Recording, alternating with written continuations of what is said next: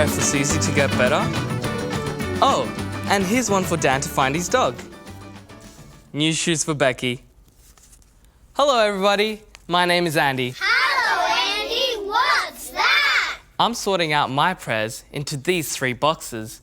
Prayers that I've prayed, prayers that have been answered, and God's promises. That's cool! We prayed for a safe holiday for my auntie who got back yesterday. So that prayer has gone from being prayed to answered. Who's there? It's me, Max. Hi, Max. Hello. Remember when we prayed for my auntie? Yes, of course. She got back from holiday. God answered our prayer. So I put that prayer in the answered box. Very cool. Did Dan find his dog? Not yet. We'll keep praying then. And I think Becky got new shoes for her birthday, so we can put that prayer in the answered box as well. What's that? Oh, this box? This is the promises box. Inside this box, there are different verses from the Bible that speak of God's promises. Oh. Yeah, like this one. Never will I leave you. Never will I forsake you. God's not going anywhere. He will always be around. Hebrews chapter 13, verse 5. Did you know that God can't break his promise? Really? That's right. So if we put our hope in God and his words, we're safe. That's my favorite. It really is. It's not the fingers crossed, I wish kind of hope. If I didn't have any hope that my prayers would be answered, then I would feel hopeless. I might even feel sick to my stomach. I could feel like there is no point anymore. But our hope is sure. And it's sure because God is certain and sure.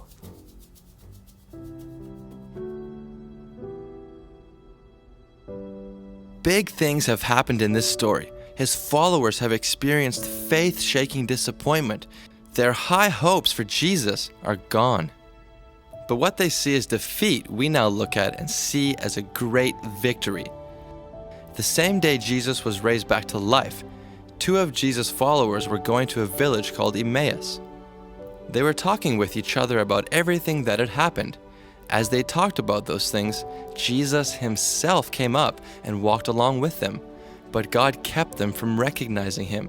Jesus asked them, "What are you talking about?" They stood still, and their faces were sad. "You must be a visitor to Jerusalem. If you lived there, you would know the things that have happened there in the last few days." "What things?" "About Jesus of Nazareth," they replied. "He was a prophet. He was powerful in what he said and did in the eyes of God and all the people.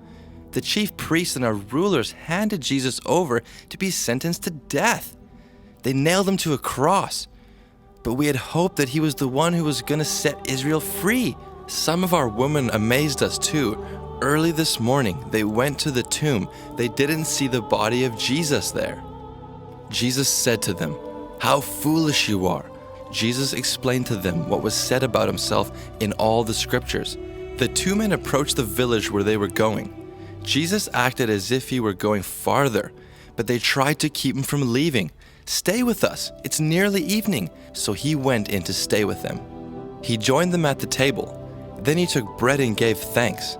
Their eyes were opened, and they recognized him, but then he disappeared from their sight.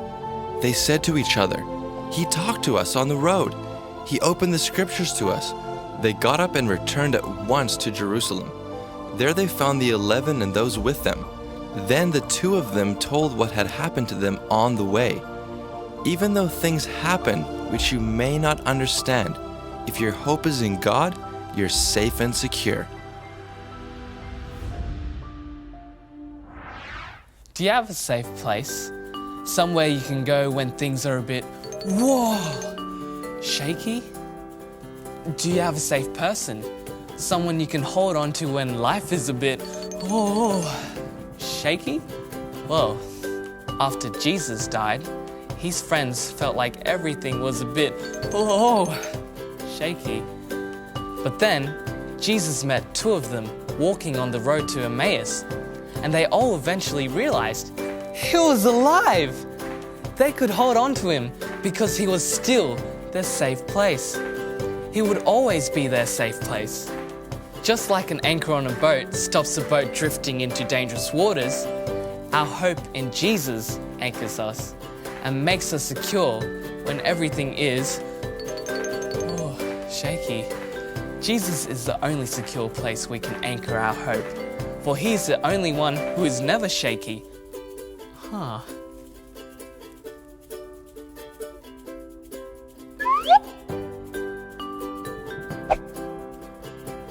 If my hope is in God, I'm safe and secure.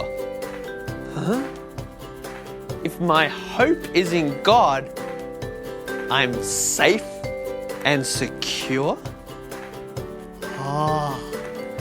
If my hope is in God, I am safe and secure.